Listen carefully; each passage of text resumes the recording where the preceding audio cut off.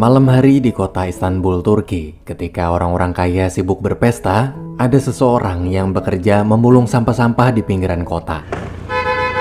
Hadi be oğlum hadi be. Ona koyayım çattık. Oğlum hadi sene lan. Öyle çirkin hadi. Pria tersebut bernama Mehmet. Malam itu saat sedang memulung sampah, ada sebuah rumah yang menarik perhatian Mehmet. Tiap malam, ia selalu memandang ke sana sebelum kembali ke gudang. Tak lama kemudian, hujan turun. Mehmet pun terpaksa segera pergi.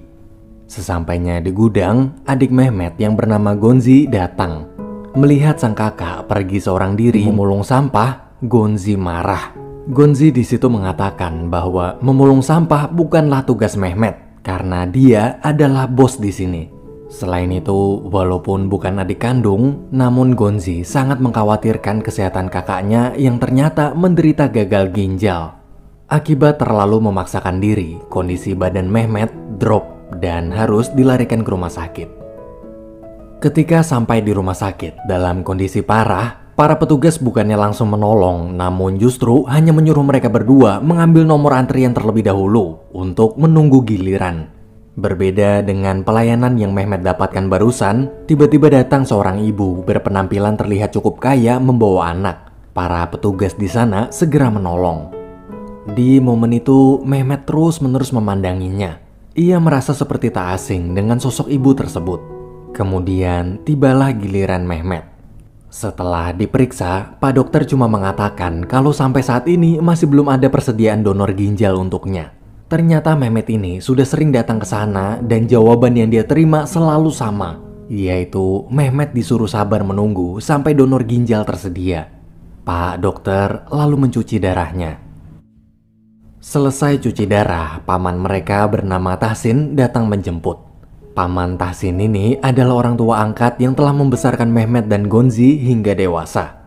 Dalam perjalanan pulang, Paman Tahsin bertanya bagaimana soal biaya operasi bila suatu saat donor ginjal untuknya sudah datang.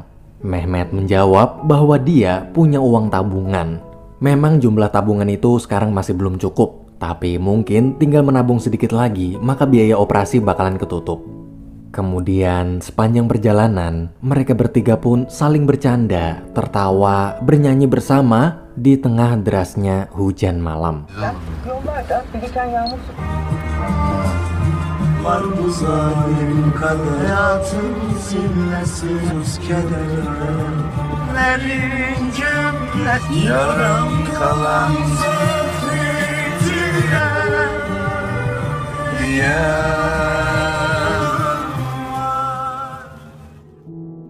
Rumah Mehmet terletak di suatu gang bernama Gang Derita.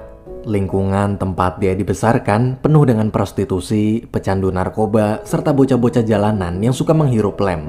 Sebelum tidur, Mehmet selalu melihat foto kenangan masa kecil bersama sang ibu untuk mengobati rasa kangennya. Pagi hari, kondisi Mehmet membaik. Setelah mandi dan sarapan, ia lalu pergi menuju gudang sampah.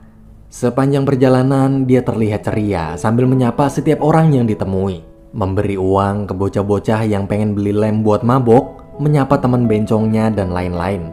Pokoknya penampilannya benar-benar beda dari kemarin. Pas sampai gudang, anak-anak pemulung lain udah pada nunggu. Ternyata Mehmet ini adalah bos pengepul. Di gudang itu, Mehmet memberikan pekerjaan untuk anak-anak jalanan yang tak memiliki orang tua serta tempat tinggal.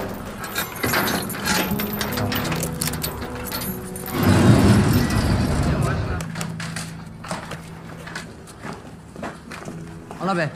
Oo Pire ne yapıyorsun lan? Lacivertlere dikkat et ha. Börek. Ben alırım abi. Al lan. Allah abi sağ olasın. Al Recan. Kolay gelsin. Ketika Mehmet dan Gonzi sedang mengobrol, mendadak Mehmet teringat tentang mimpi-mimpi mereka berdua yang dulu pernah ditulis saat hari ulang tahun Gonzi. Di catatan tersebut ada beberapa daftar cita-cita mereka seperti naik pesawat, menginap di hotel mewah, dan lain-lain. Namun ada satu mimpi yang sampai sekarang masih belum terwujud, yaitu mencari ibu kandung mereka. Mehmet di situ berjanji bahwa suatu hari nanti ia pasti akan menemukan sang ibu. Berbeda dengan Mehmet, Gonzi lebih memilih menikmati hidupnya hari demi hari tanpa memikirkan masa lalu. Kemudian pekerjaan mereka sebagai pemulung sampah pun dimulai.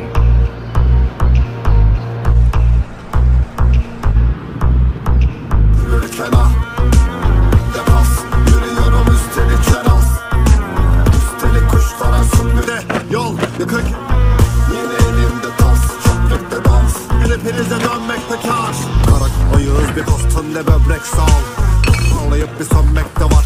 Ayıp önde dans. Yere düzgünce üstelik kuşlara sümbüller al. Bırak lan o şişeleri. Oğlum sik. Kendi çöplüğünde Köylüm ormanı. Ne var? Bir uzunluk yanar sizi boğar duman. Gel lan. Yine üstümde. Yine üstümde. Kanı balım. Pistolara atar. Sen yanında yere, ölün yere bak. Daha toksin atar. Yine üstümde. Ömer Özgün nasıllar ağlamıyor çöplük az. Yara çocukları gömlek mi can? Özgünden az. Renk yok ama herkes power. Gerisi zaten şey. Allah tartılmaz onu. İnsanların önlerinde bak.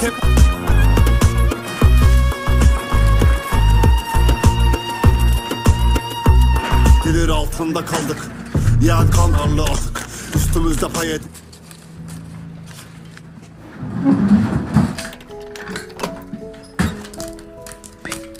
Ketika semua telah selesai bekerja dan mendapatkan bayaran masing-masing, Gonzi tiba paling akhir. Tapi waktu Mehmet menyuruh menimbang berapa berat kardus yang berhasil dia dapatkan, Gonzi malah izin pergi karena di dekat sana sedang ada sebuah acara. Gonzi rencananya mau ngemis di depan pintu gerbang acara itu biar hari ini dia bisa dapat duit lebih banyak. Tinggallah Mehmet seorang diri. Setelah menghitung uang penghasilan hari ini dan ingin menyimpan di tabungannya di bawah lantai sofa, tiba-tiba dia seperti mendengar ada suara aneh.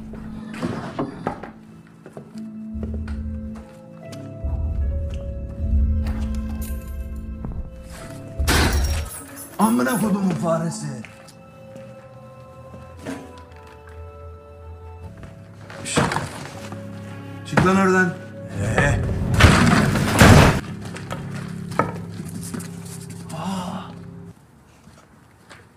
Anak kecil itu terlihat ketakutan saat didekati.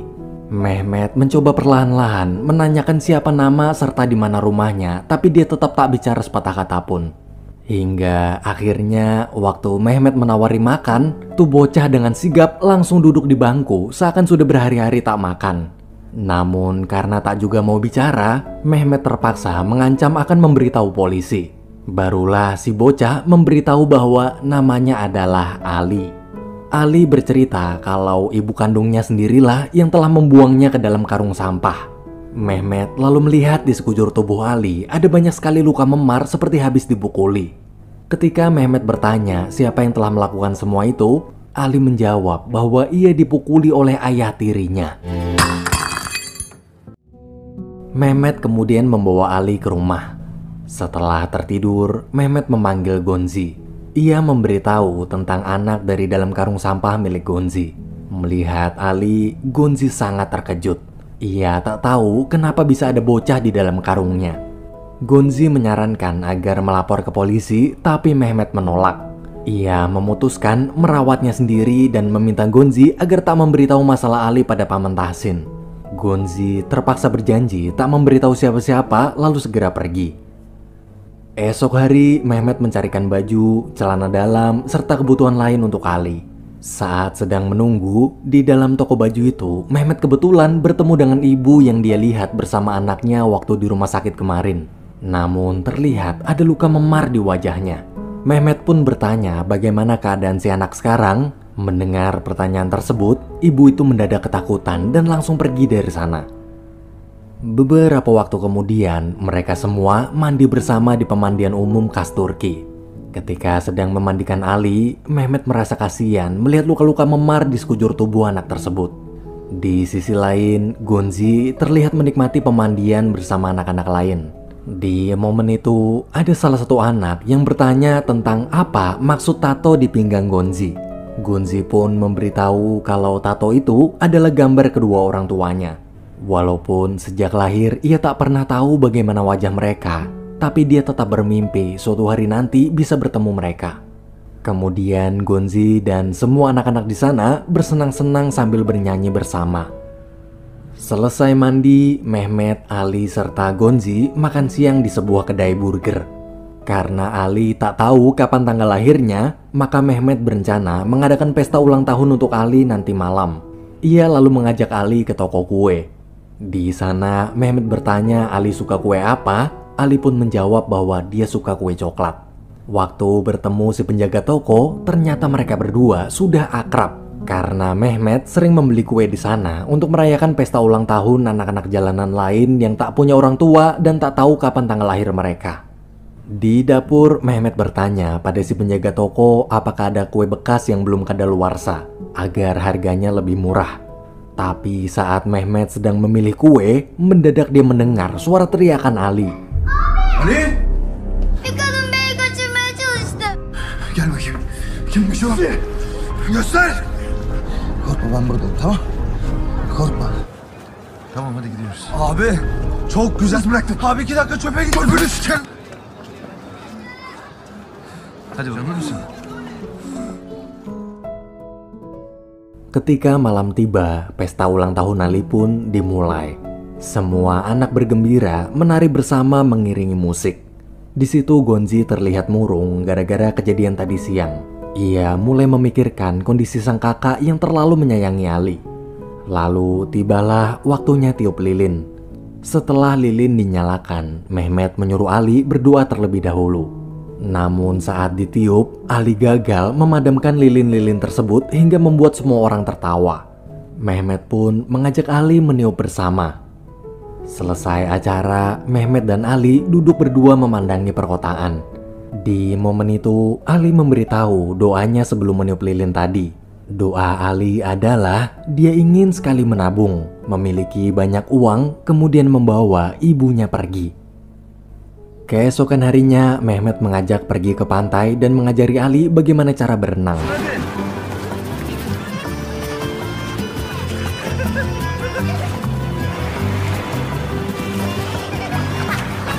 Yat yüzüstü. Devam et. Gonzi!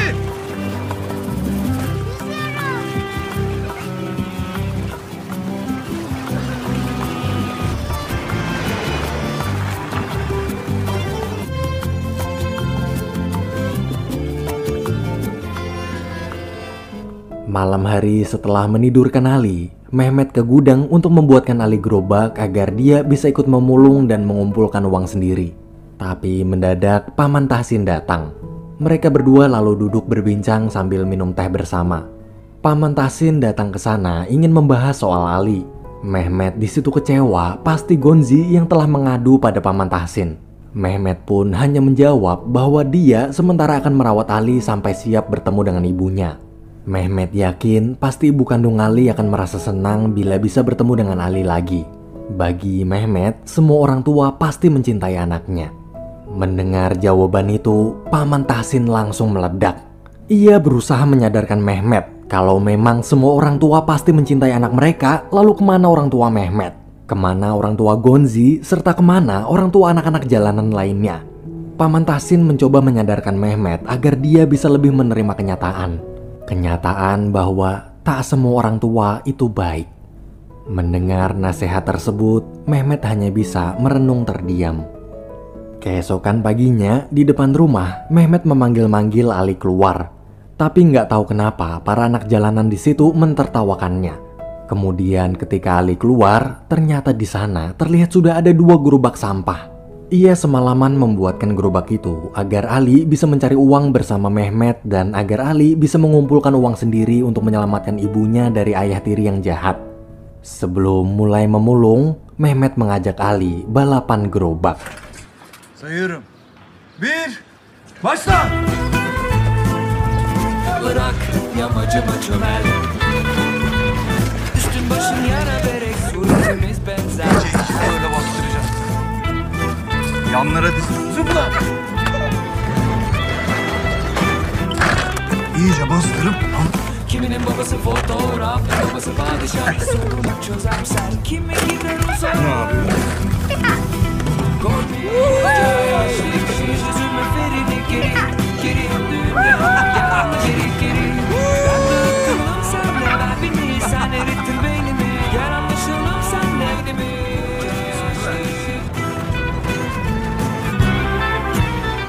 Malam hari sepulang kerja, sebelum menidurkan Ali, seperti biasa Mehmet selalu melihat foto kecil bersama sang ibu untuk mengobati rasa rindunya. Di situ dia juga menemukan mobil-mobilan kesayangannya sewaktu kecil lalu memberikan mainan tersebut pada Ali. Ali pun merasa senang bisa punya mainan baru.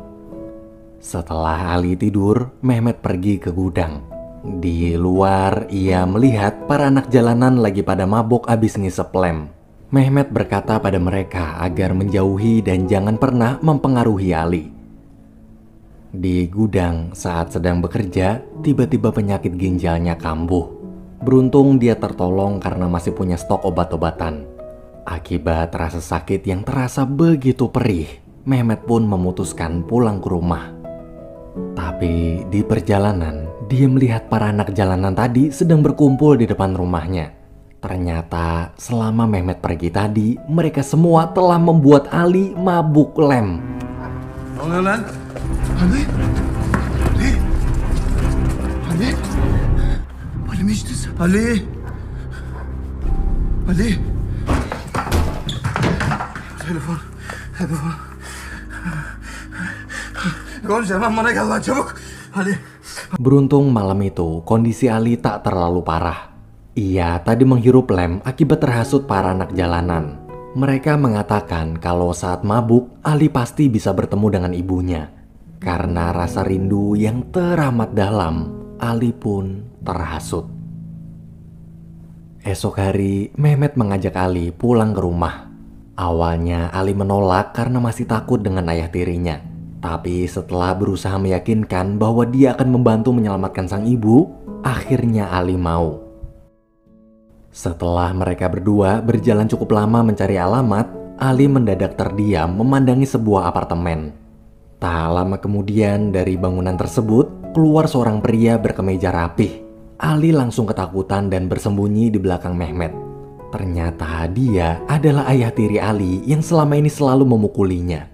Mehmet lalu menyuruh Ali menunggu sebentar sementara dia akan mengejar pria itu.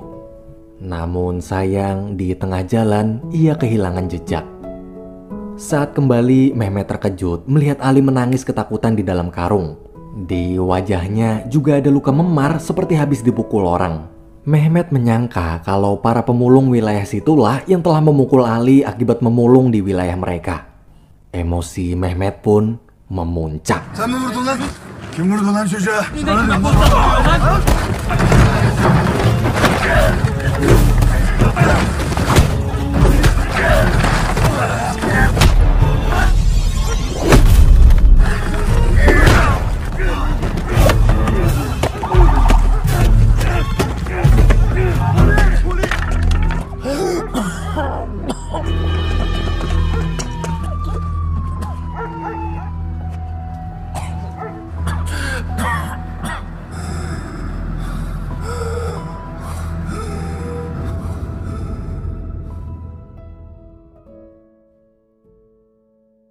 Akibat kejadian itu, Mehmet dilarikan ke rumah sakit.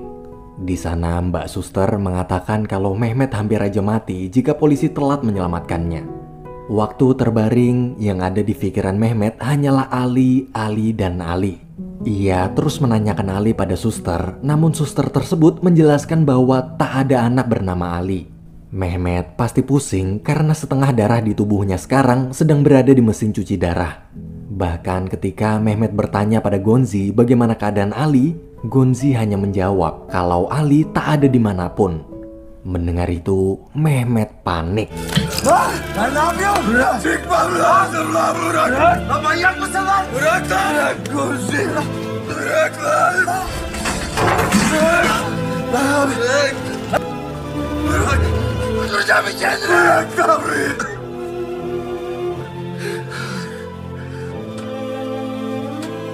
Öldüreceğim kendini. Gonzi kemudian membopong Mehmet ke gudang. Dalam kondisi sangat parah karena setengah darah di tubuhnya sekarang masih berada dalam mesin cuci darah, Mehmet menggeser sofa lalu mengambil semua uang tabungan yang selama ini dia kumpulkan untuk biaya operasi ginjalnya. Waktu Paman Tahsin datang mencoba menghentikan Mehmet, ia tetap bersikeras ingin menggunakan seluruh tabungannya untuk menolong Ali. Bahkan Mehmet sampai mengancam mereka berdua dengan pisau agar diizinkan pergi. Akhirnya mau tak mau mereka membiarkan Mehmet pergi membawa mobil Paman Tahsin. Ketika sampai, sambil menahan rasa sakit, ia berjalan perlahan menuju pintu apartemen tempat Ali tinggal. Di pintu itu ada seorang nenek. Nenek tersebut terlihat tak terlalu kaget, seakan dia seperti sudah terbiasa melihat Mehmet datang ke rumah mereka. Berbeda dengan si kakek, karena merasa terganggu, kakek itu langsung mengusirnya dan mengatakan kalau Ali udah nggak tinggal di sini lagi. Mehmet lalu memaksa masuk sambil menodongkan pisau. Ia mencari Ali di setiap kamar tapi tak menemukannya dimanapun. Sampailah di suatu kamar yang tampak berbeda dari kamar-kamar lain. Kamar yang membuka kenangan luka lama masa kecil Mehmet. Kemudian dari belakang, si kakek dan nenek lalu memanggil nama lengkap Mehmet, yaitu Mehmet Ali. Mereka memang baru pindah ke sana, tapi mereka tahu tempat yang sekarang mereka tinggali ini ternyata dulu adalah rumah keluarga Mehmet Ali. Di rumah inilah Mehmet Ali kecil disiksa ayah tirinya. Karena tak kuat melihat penderitaan anaknya, sang ibu pun membawa Mehmet Ali pergi, kemudian menaruh dia di sebuah karung sampah. Sejak saat itulah, dari kecil hingga sekarang, ia selalu hidup sebatang kara. Walaupun menjadi sosok kakak yang baik bagi semua adik-adik angkatnya, namun kerinduan Mehmet Ali pada sang ibu sampai saat ini masih terasa begitu perih.